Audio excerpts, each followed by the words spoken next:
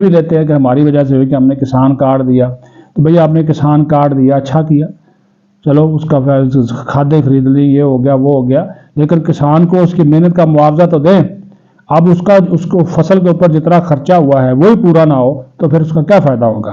اس کا بھی نوٹس جو ہے وہ لینا چاہیے، مریم نواز صاحبہ کو بالکل لینا چاہیے، اور وہ کسان جو ہے پنجاب کا اس کی بات سننی چاہیے، بالکل سننی چاہیے۔ یہ عجیب و غریب معاملہ ہے کہ پاکستان ایک زرعی ملک ہے، اور زرعی اجناس کے حوالے سے، زرعی پیداوار کے حوالے سے جب کسان اپنی فصل کاشت کرتا ہے، چاہے وہ گنے کی فصل ہو، چاول کی ہو، یہ کپاس ہو اور یہ گندم ہو، یہ پاکستان میں 4-5 بڑی فصلیں، تو یہ اس کا معاوضہ کسان کو پورا نہیں ملتا، اس کا استحصال ہوتا ہے۔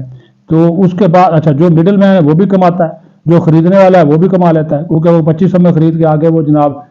بے شک اسمگلنگ میں کمی ہوئی ہے، لیکن پھر بھی کسی نہ کسی طریقے سے افغانستان یہ گندم اسمگل ہو جاتی ہے۔ تو یہ اس کی بھی روک تھام کرنا ہوگی، اور پھر یہ سپورٹ پرائز لازمی طور پر کسان کو اس کا حصہ دے۔ ٹھیک ہے، یہ آپ نے کہا جی بین الاضلاعی جو ہے اس کی نقل و حرکت کی اجازت ہے، آپ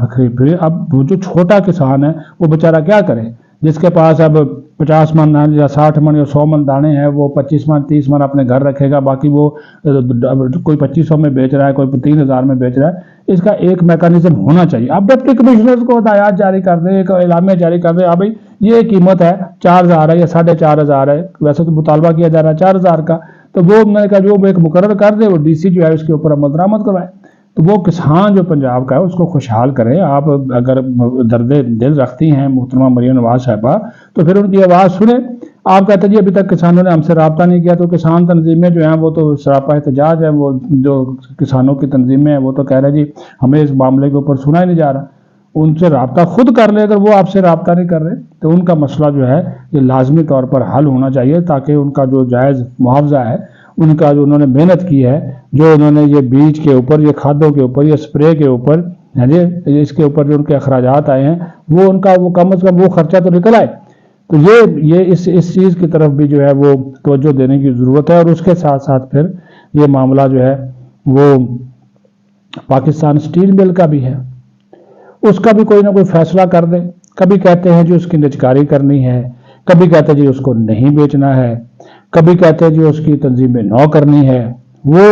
وہاں کے وہ آلریڈی بند پڑی ہوئی ہے، تنخواہیں جو ہیں وہ قومی خزانے سے جا رہی ہیں۔ تو وہ جو ایک کنوینر صاحب ہیں جو کہ سرکاری اداروں کی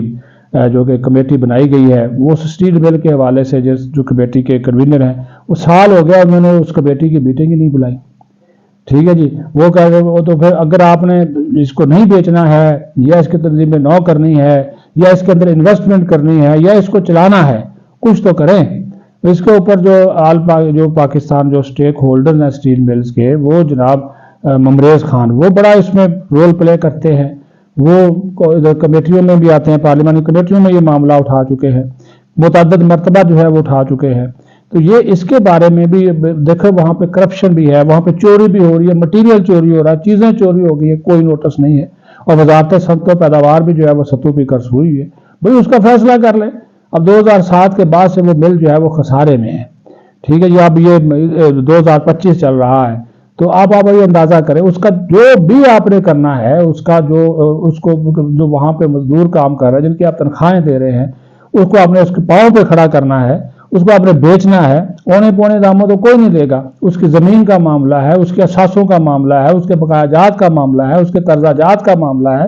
اس کی لائبلٹیز کا معاملہ ہے، تو کچھ تو کریں۔ پھر وہ سندھ حکومت ہے، اس کے ساتھ آپ کا تنازع چل رہا ہے، وہ کہہ رہے ہیں جی زمین ہماری ہے، وفاق کہتا جی ہماری ہے، وہ ایک عجیب کو کٹبر کٹولا جو ہے وہ وہاں پہ جو ہے وہ لگا ہوا ہے۔ تو یہ معاملات جو ہے نا اس طرح کے، یہ حکومت آپ پی آئی اے کی طرف بڑی توجہ دے رہے ہیں، پی آئی اے کو آپ نے منافع بخش بنا لیا، کیونکہ آپ نے اس میں اصلاحات متعارف کرائی،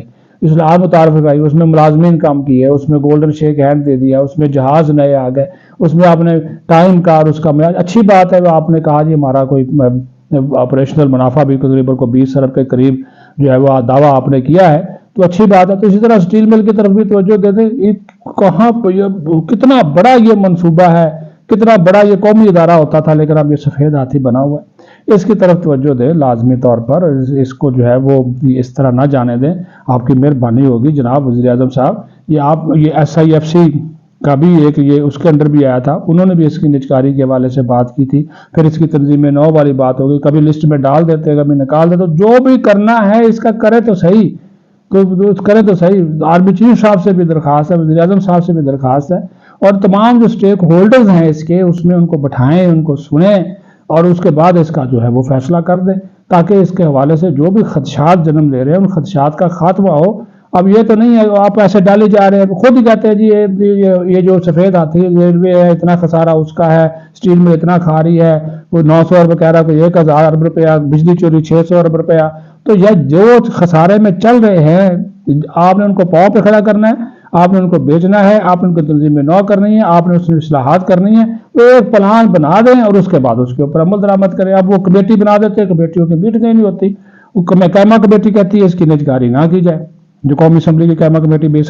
سنتوں پتا وہ کہتے ہیں اس کی نجکاری نہ کی جائے. SIRC والے کہتے ہیں اس کی نجکاری کریں، وزیر اعظم کہتے ہیں جی نجکاری کریں، وزارت کہتی ہے نہیں جی تنظیم میں نو کر دیں، کوئی کہتا ہے نہیں جی اس میں وسیع پیمانے پر اصلاحات لے آئے. وہ روس بار بار کہہ رہا ہے کہ ہم اس کی اصلاحات کرنے کے لیے تیار ہیں، اس میں پیسہ لگانے کو تیار ہیں. تو پھر کیا مسئلہ ہے؟ کہ بھائی اس چیز کو سوچیں، اس چیز کے اوپر جو ہے وہ عمل درآمد کریں، اور اس چیز کو جو ہے وہ سمجھیں. یہ پاکستان کے قومی ادارے ہیں، اور قومی اداروں کو بچانے کے لیے ضروری ہے کہ جو بھی آپ نے اقدام اٹھانا ہے ملک و قوم کے بہترین مفاد میں اٹھا لیں. اگر آپ یہ بجلی سستی کر سکتے ہیں، بجلی تقسیم کر کمپنیوں کی صورتحال بہتر بنا سکتے ہیں، PIA بہتر بنا سکتے ہیں، اور آپ کہہ رہے ہیں کہ ادارے جو ہے وہ اپنے پاؤں پہ کھڑا ہو رہے ہیں، تو پھر یہ اس طرف بھی جو ہے جو سفید ہاتھی بن چکے ہیں نقصان دے رہے ہیں، تو اس کے بارے میں ایک فیصلہ جو ہے وہ آپ کر لیں. اپنا خیال رکھیں. پاکستان زندہ باد.